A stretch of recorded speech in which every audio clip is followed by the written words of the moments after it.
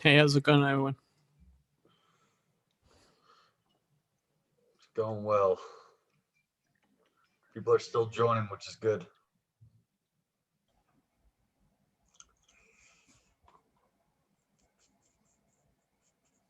Superfizz, did Michael give you? Did he set something up with you to show up the website, or am I supposed to? No. So we spoke about it. I know that he has a prior obligation today, and I asked him when we might expect a final product, and he has guaranteed not a final product. He's promised a launch candidate on February 10th. So Gotcha. He will be here to. I think he's just had some hiccups with it, some not being happy with the design, and you know how you kind of put off those projects that aren't rewarding you. Yes. And so I think he's ready to get it wrapped up and have it for us on the 10th. Gotcha. That was my bad. I misread the Discord message. I thought that maybe he had passed it along to someone to present it today. So that's my bad.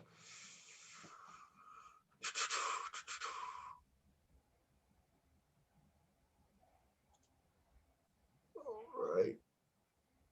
So we'll get started then. I will pull up the schedule, which can be found in the meeting calendar invite. Phil, or yes, you've been very active. Well, hold on. Do we still have him? Oh yeah, Phil's still here. Perfect. Phil, Yeah. I just couldn't see you on the Zoom thing. You've been very active on the further due diligence Discord. I'd recommend everyone kind of go check that out right now if they haven't had a chance. Do you want to give us an update there? It seems like the action items from you and James are we still need, and this is something that Superfizz and I can work on, the organization around the POAP. Is that correct? Yes, that is true. And if everyone who feels like he has some that he has some time to look at the documents once more, that would be helpful. So I would feel more confident in pushing this forward if I would get more feedback on the documents so far. So far, Jim gave me some feedback on the spreadsheets, and would be helpful if anyone else finds some time to look at it. Besides that, it's true that after that, we would need to create some kind of incentive for the volunteers, and that might be a POAP or some sort of. And we would need to create the dedicated spreadsheets and forms, and then send them out to the volunteers and existing users, which we also need to identify, I guess. Yeah.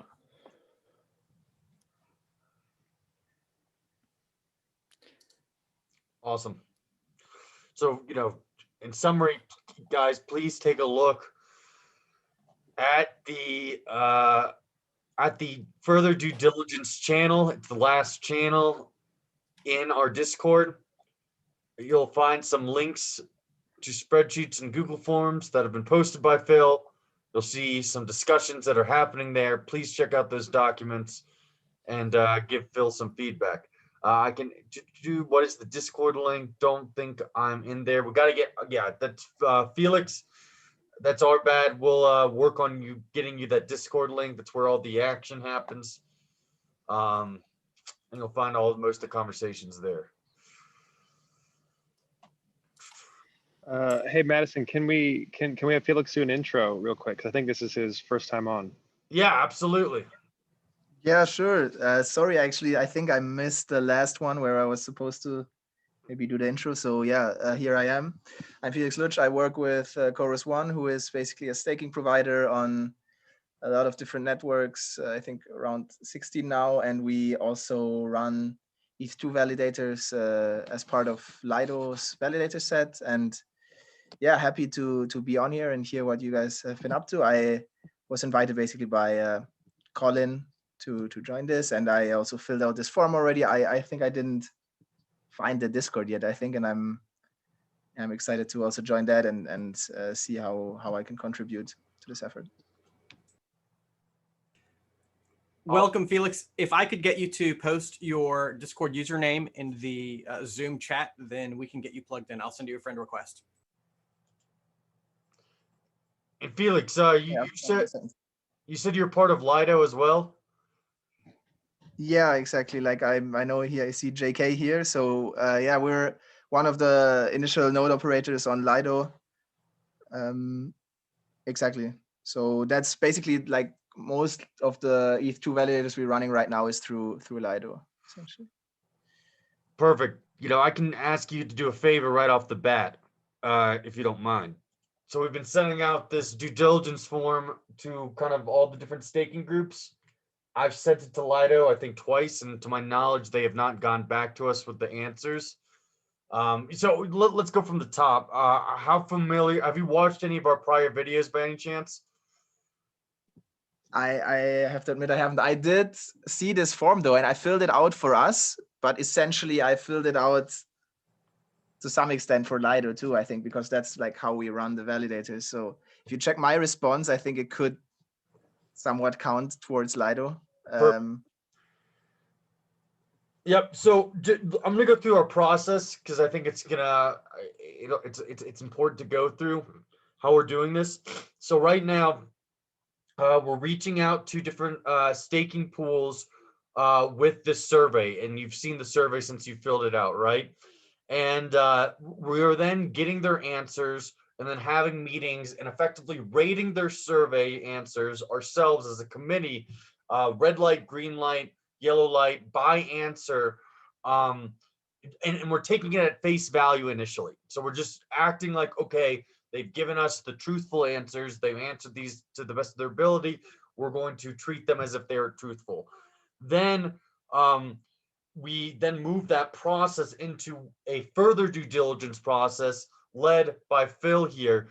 And he, in his small group, and I encourage, this is a great way that you could add a lot of value to, because it's oriented towards the more technical members of the team who can go through and really analyze and get into the nitty gritty of what these staking pools are doing. And if they're saying what they're, if they're doing what they say they are doing, we then have this due diligence process to effectively double check all the answers that were provided by the staking pools to make sure to verify effectively that they are correct, and also to look for other things such as, has there been any slashing events, or what do current customers think about these different staking pools, etc.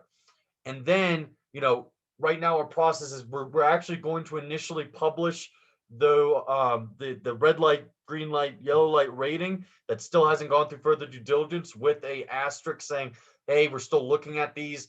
These aren't the full, fleshed diligence process, but we wanted to get them out there for the public as soon as possible. So we're going to add that to the website. And there'll also be a further section once we do that due diligence on these validator pools, staking pools, to then have a section about that on the website as well. So does that all make sense so far? And Yeah, that makes one step in and correct me if I'm wrong. Thorsten is on the waiting room. Hold on. Okay. Yeah, thanks so much for filling me in on this. That sounds really good, and I think it makes a lot of sense, right? There's a lot of confusion about like what exactly people are doing and differences in what they claim and what is actually happening. So yeah, happy to kind of clear that up and provide my input there. And that would be great. So that's a very key area. And I know Phil would love and appreciate the help in the further due diligence channel. So one of the things, the action items there, is taking a look at his process, which is looking through his documents and giving feedback to Phil on that. That's one way to like really, contribute right away. Another area is that I've been having problems getting other staking pools, and we have a list I can get to you to effectively respond to the survey. I kind of alluded to it earlier.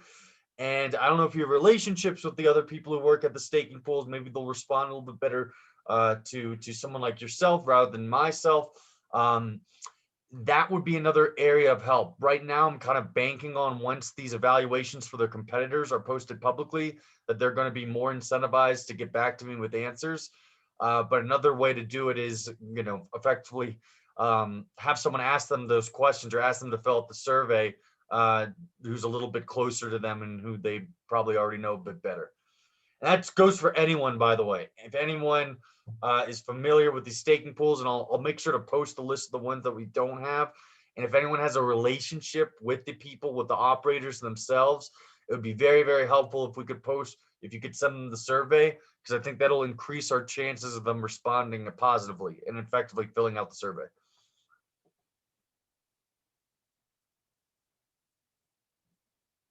Awesome. Awesome. So, Michael's not here to present on the website. Those are the only two. The third item I want to bring up quickly is, there's a video. Michael laid out that video outline. I think we've gotten 3, 4 maybe in right now. It'd be it's really important that we post those videos. Effectively, it's a video explaining, who you are and, what's your role on the EDDC. It'll personalize this entire experience. It'll make us more approachable. It's really important for transparency purposes. So please do make that video. I actually think, what I'm going to do, because I think it keeps on getting lost. I hate to do this, but I do think it's necessary. We're going to create a new channel called Videos for Website. And I'm going to find Michael's original post on what we need, and I'm going to post it there. And then please post your video, upload your video if you can into this Videos for Website channel. If it's, you can compress the file if it's too large. That's what I did personally, but if it's really too big, just send it directly to Michael. His email is in the calendar invite. It's in Vetica.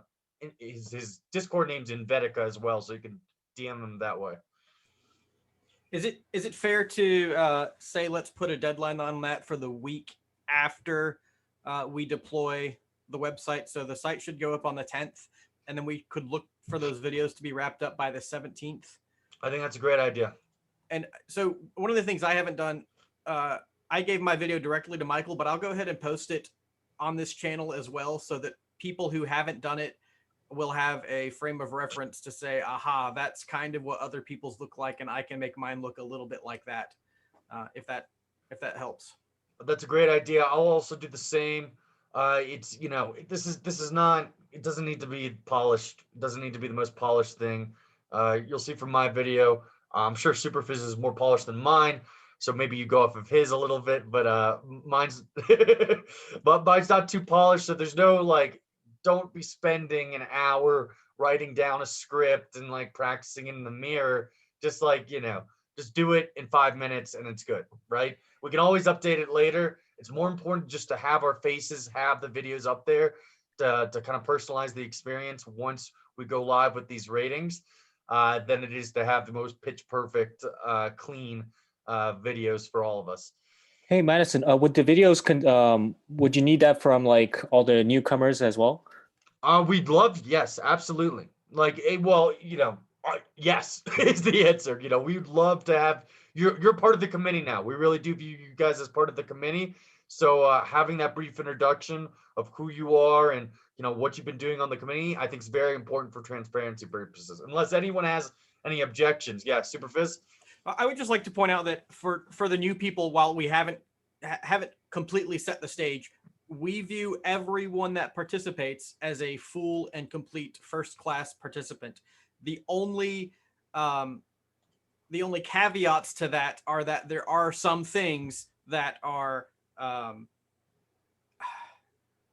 that end up being more complicated. That is, if that you should not have access to competitor information or you should recuse yourself from any conversations that could have a negative impact on your competitors.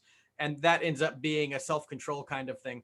But we're not first-class citizens and then pool or stake representatives. We are all the same level of participant here.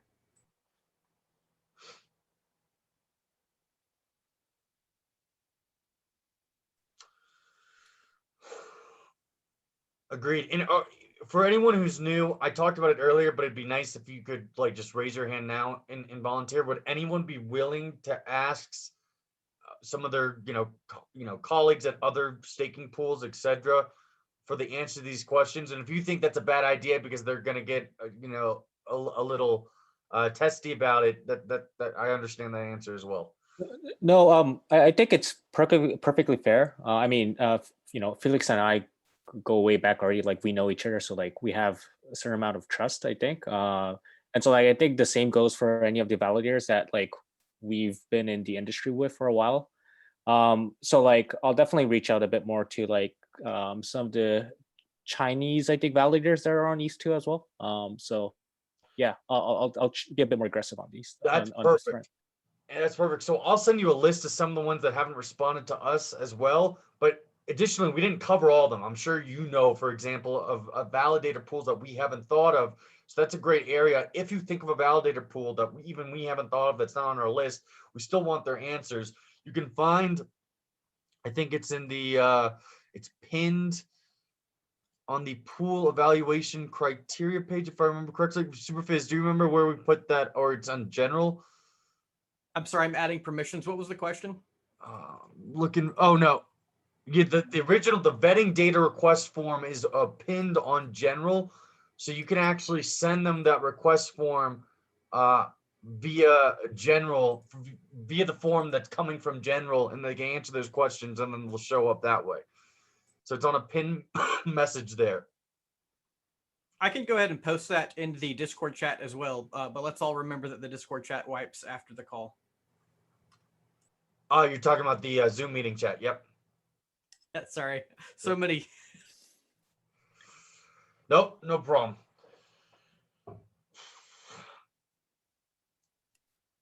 Hey guys, I have a quick question about the website. Just looking through the channels, I was curious if where I could find more information. If there's maybe a Jira board or a Trello board or some sort of or even designs that I can take a look at, help out with from a product level or maybe even a development level. I know someone mentioned that the person working on it's not here, but any way I can take a look at that async would be great. I'll be glad to pull you guys into a room together. And then, so that's Michael or Envetica. And you guys can collaborate there if that works. Cool. Sounds good. Yep. And we do have something. It's ETHDDC.org. You can see it now. If you go to ETHDDC.org, and I'll just copy paste the link and put it into the Zoom call chat. And this is good for, especially for all the newcomers, just to check out what we have currently. It's obviously bare bones. The big kind of piece is coming next week, which is the initial evaluations we did for the website. I do think that having another person work with Michael might be very beneficial, just for division of labor kind of purposes. I think it'll go more efficiently. So I think that's that would be very, very helpful. And I'm sure he'd really appreciate it as well. Sounds good. I already like the initial landing page, so looks nice. Awesome. So does anyone else have other items they want to bring up? Because that's the main stuff. Really, we need help on getting the staking pools to answer our questions. We need help on the further due diligence, which can be found in that further due diligence Discord. Everyone needs to upload their videos. And then next week will be a big week because we'll actually evaluate and check out and get feedback on the website with our initial evaluations that we did in December on the website.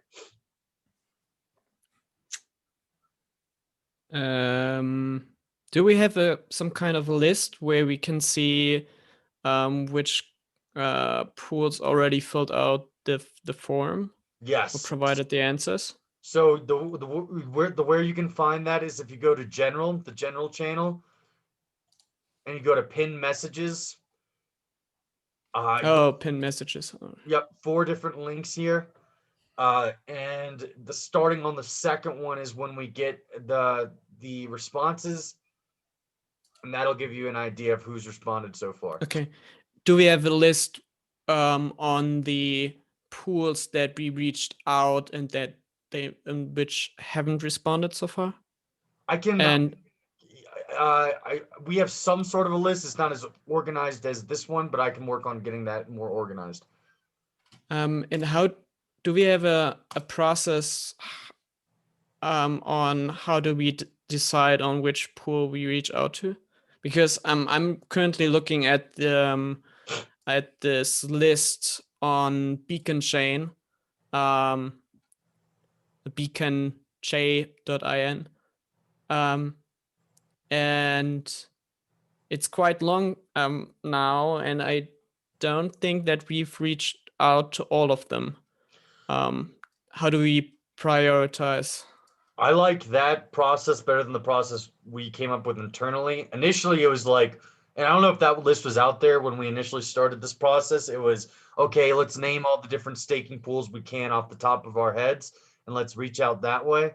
I like your idea. So if you don't mind posting that link in the general channel, so then we can access that. I think that would be a more efficient way and more comprehensive way to get more answers from various staking pools. It's a good suggestion. Appreciate that, Phil. Yeah, I mean, the list is quite long, and I don't know whether we want to reach out to all of them. I don't know what kind of criteria we can use to select the ones that we want to reach out to. I don't know. There isn't so far. There is not the amount that is staked, but yeah, I don't know. Well, I mean, we can also reach out to all of them. One thing but we could then, do is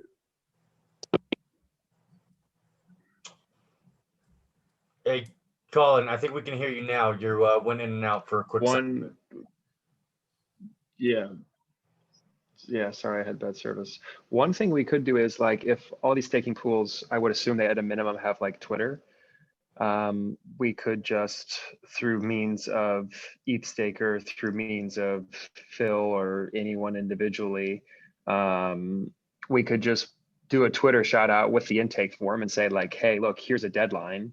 If you want to be included in our diligence process, it will tag all of them, and then it's up to them to kind of take the action. I think it's important to try to get in as many as possible, but again, like the enhanced due diligence has proved to be necessary, but also extremely thick and time consuming. So maybe there's a rule even that's, you know, we're only looking at the largest 25 or the largest 15, and that could be based on deposits or any type of data that we have, if we have any. But if we want to get all their attraction, we could just blast something on Twitter, and then it's up to them.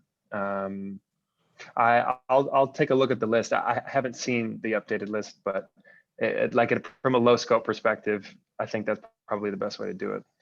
Yeah, so I 100% agree with Colin that blasting it and soliciting them through that channel to fill out would be ideal. I'm looking at the list right now. I do think it is doable to do all of them. I think we probably have a quarter of them done already. That'd be my guess, but I'm interested to hear what everyone else says after they look at it.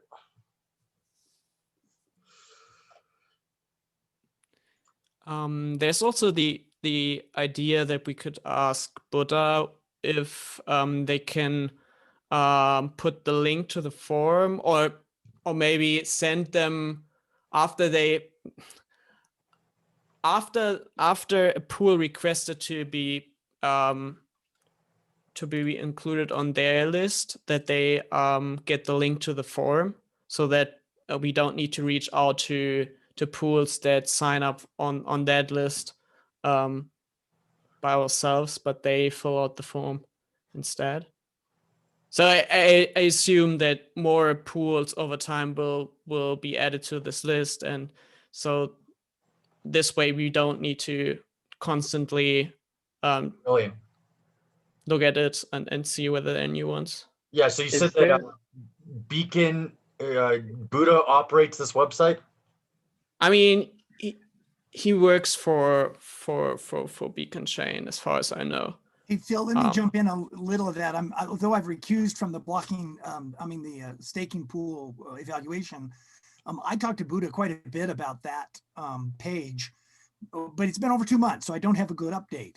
But what he told me at the time, and I was actually giving him feedback to update some stuff on some of the ones on his list, is they're just people who voluntarily go in. They don't have a comprehensive process to get it, and they don't do any vetting. He was just throwing them in there because as part of his responsibility with Beacon, chain.in, that he wanted to move forward and have that kind of out there. But he didn't seem to have any process at the time. That was 2 months ago. Yeah. So if any of you are closer to him, that's cool. But if not, be aware that that was what my understanding was 2 months ago. True. I we mean, could, sorry, Phil, go ahead. I mean, that's totally fine that they don't vet the data that those folks put in there. But I mean, nonetheless, we could just try to sneak our form into the process, and then we get some answers by all of those parties that submit some data to their website. Yeah, I don't know whether that is helpful, but just was an idea. No, I think it's a great idea personally. If anyone has, I think it's worth to get the information. Look, if they end up not being real staking pools, right? We can Google around about it just to like cross verify. Oh, this didn't get off the ground. They initially submitted to the website. It's not legit. But I do think that would give us a lot more information in a lot easier format. I will reach out to Buddha unless anyone has a protest about asking him to put this on the site. Unless someone else thinks they can sell the proposition better than I can, which would make sense. I'm not like his best friend, or we're friendly, but we're We question quickly. We're going to have an intake portion of the site, correctly? So like we can just begin to channel people into the site and they can fill out the questionnaire through the site. Is that like MVP coming out in production, or is that like on the to-do list? So I actually don't think we've talked about having the form directly on the site. I was thinking along the same lines. I completely agree. I think that's an excellent idea. What I would do is I would call in, if you could literally post that idea on the top domain, tag Michael this second. I think he'll be able to do that. The first version of the site with all the evaluations, etc., should be done by next week, is what Michael has said. Okay, cool. Yeah, I'll throw something. I'll throw something in there. Perfect. Yeah, just to comment I think on, go ahead. No, that's all I got. I'm on delayed. My bad. Okay, gotcha. Just to comment on like, because someone mentioned on like, whether we captured the top ones at the very least. I just did a quick check on like the top ones that actually at least identified themselves publicly. I think the only two that we might be missing right now are the all nodes guy and then Cream Finance. So those two, I think we might want to capture at the very least for the top validator crew right now on ETH2. Useful information. Thank you, Jim. Yeah, cream for sure. That's a good one. I actually didn't realize we didn't have them.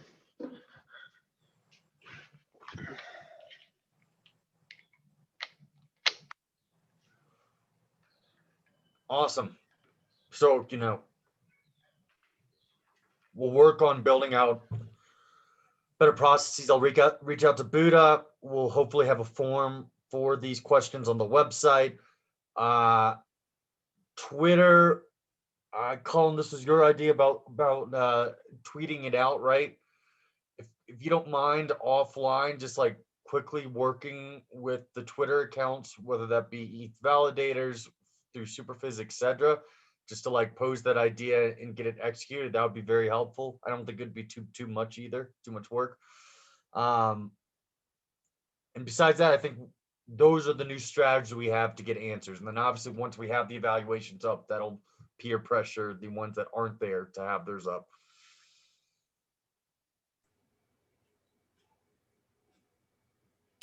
I'm so sorry. I had to take care of toddler issues, but I'm hearing this idea about a Twitter thing. It does make good sense to. So while we're waiting for this website, we've allowed the buzz about ETHDC to kind of go low key. But it would be great to say we're out, we're ready to publish data. We'd love to hear from. And then tag those other people. Was that sort of what you were suggesting? Well, we were suggesting that could work. The same strategy could work that you outlined. We still need, we don't have like Cream's answers. We don't have quite a few of the others' answers. So, I like that approach actually, that, maybe from the ETH Staker Twitter, you tweet that out and say, thank you to X, Y, and Z staking pools for providing your answers. Really looking forward to ABC pools hearing back from you. We should be posting our evaluations in the coming weeks, something like that. I think that would in a link to the Sure. form, that might be useful. Okay, and we've obviously all agreed that when the site is actually up in public, it will be its own. It will seat its own pressure. So correct. Yes, and I do I 100% fundamentally believe that these are just alternatives. The Beacon Chain website, the Twitter route, and then obviously the new members individually reaching out to any of their colleagues at other staking pools that they see are not added. Those would be the three new strategies we're kind of invoking. Great.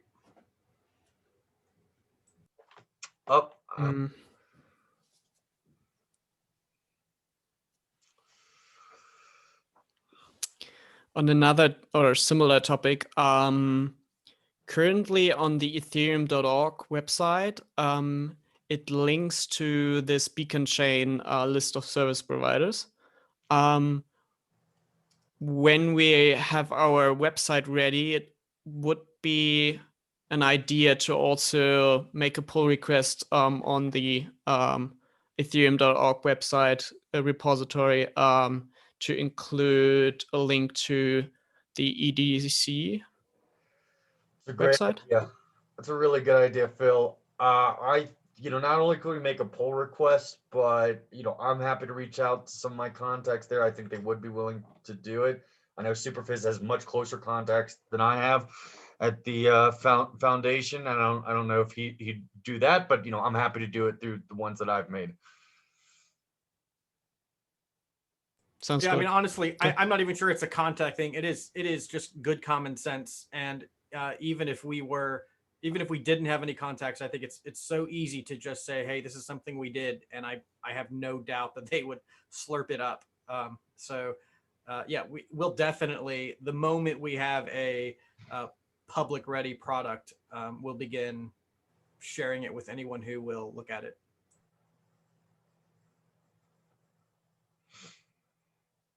Agreed. That makes all the sense in the world.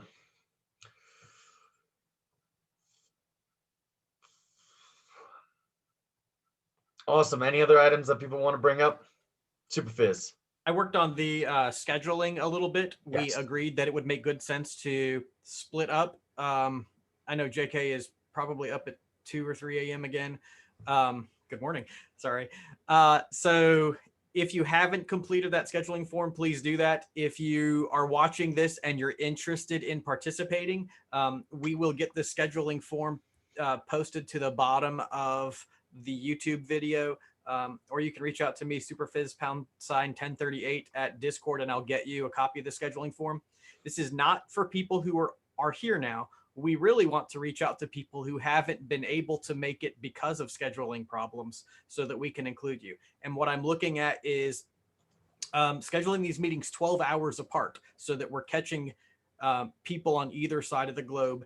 Right now, it's just picking that correct hour. my belief is that by the 10th, I'll have enough data to say these are the 2 times that we'll be holding the meetings, and we'll alternate back and forth every week so that people will have a good week and a bad week. And if you attend, that's great. And if you can't, it's totally understandable because it's probably midnight where you are. Thank you for doing that.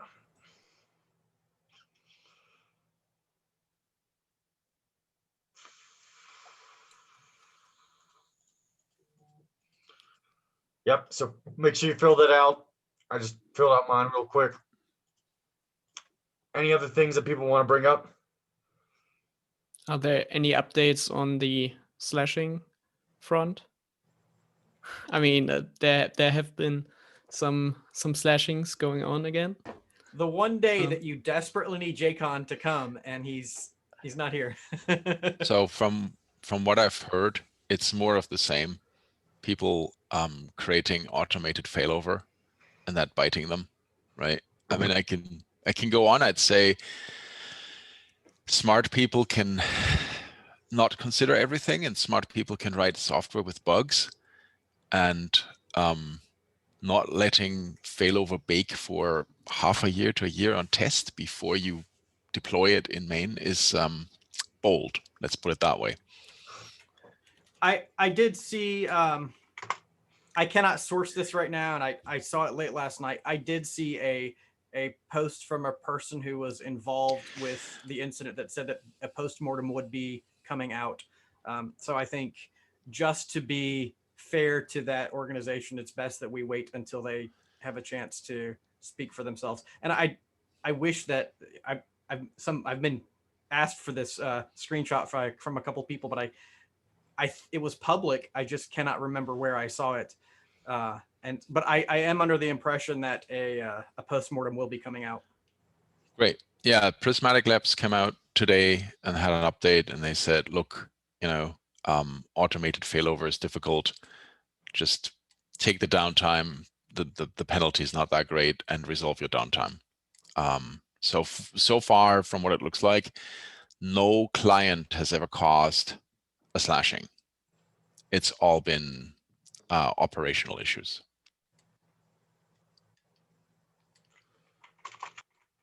I think it's so important that we, especially as a representative organization of pools and stakers, never pick up our pitchforks and go after someone.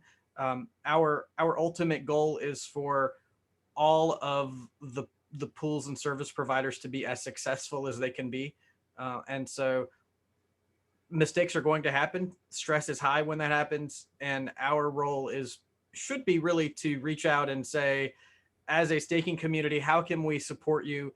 How can we help you get back up and running with a minimum of loss? Because we are, at the end of the day, a community, and we should never pick up pitchforks and look for action. Yeah, I might clarify. So my comments aren't meant to be pitchforky. They're meant to be cautionary towards single stakers, people who aren't necessarily with pools. Sure, we do pool evaluations, right? But this also gets looked at by people who say, oh, maybe I'll do a little solo stake over here. And I think it's good to just remind folk that the penalties for being offline are small, and the penalties for getting failover wrong are large. So, particularly if you're a solo staker, just take the offline penalty, resolve your offline. And I apologize that my soapbox comment followed what you said. It wasn't. I didn't intend to direct that at you. I do have the statement now. Tim Ogilvy says there was a technical issue that impacted staked run validators as we were attempting to make some performance upgrade. As a result, clients were slashed. As a general rule, staked will make sure clients are kept whole versus any slashing events. We are still investigating, but we'll publish a post-mortem. That's on the ETHStaker Discord ETH2 support channel. So good to hear. Yeah, I mean, I get it, right? If you're a pool, the fear of just being offline is greater because you have more validators. I don't know if I've talked about this with you, Superfizz, or maybe it was with Ben from Teku, but I've talked with someone about maybe it'd be good to just have sort of these accounts, this knowledge base of postmortems of why slashings happened, if the people who have been slashed are willing to share that information, because it'd be a really good information for solo stakers and other For sure. pools that will later join. Yes, Yeah. I have a Discord. I'm sorry, a GitHub repo for that. It was originally public, but I received some feedback that it was a little bit of rubbing salt in the wound, so I made it private. But I still welcome collaborators, and so and we can talk about whether it needs to be public or private. But in the interest of not rubbing salt in wounds, at the time I felt like private was the best option. But we can continue to develop that, and it really the ultimate purpose is if it's ever useful for research, then the knowledge is there, and if it's never needed, then it didn't hurt anything. I think it also. Sorry, go ahead. Can you at least mask like the actual slashing event? Like, would they still be against that even after that?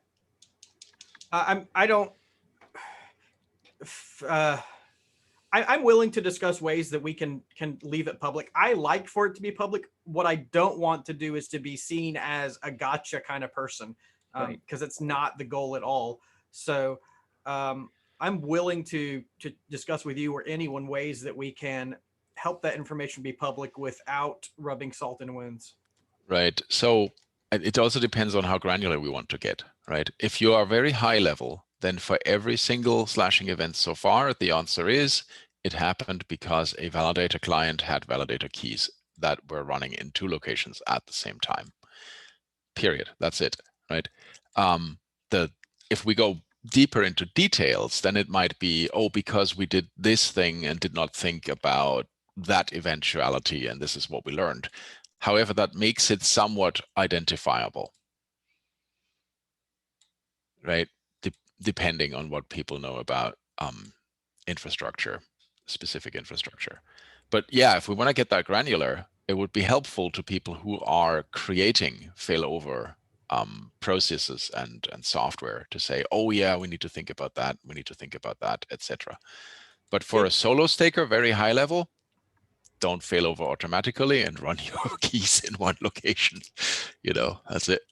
I think the long-term benefit of these is going to be the those postmortems, whether they're by individuals who say, I did a dumb thing, or whether they're by big companies. A link to all of those postmortems in one place really does seem like a community benefit. So let's chat this week and get together about finding a way to fairly make that public. Yeah, just another more positive way maybe to do it if you're a bit on the border about like this disclosing slashing, it'd be to accumulate like best practices that some of the other like operators are actually abiding by. That might be a much better positive way maybe to approach it. Yeah, I think that's great. I don't have it worked out, and I don't claim to, but my absolute goal is just that we remain a force for positive growth and not a yeah, we get the idea. And JK, I think that might be a good route to take, or maybe a combination of both. So thank you.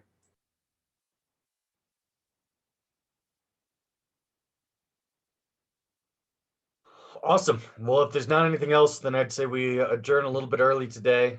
Don't forget, submit your video. Don't forget to fill out Superfizz's timesheet.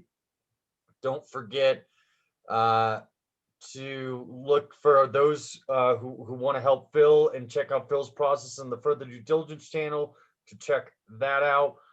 Don't forget, if you have friends or we're going to tweet out about it to try to solicit more people, more staking pools to fill out those that form. Anything I missed on the recap?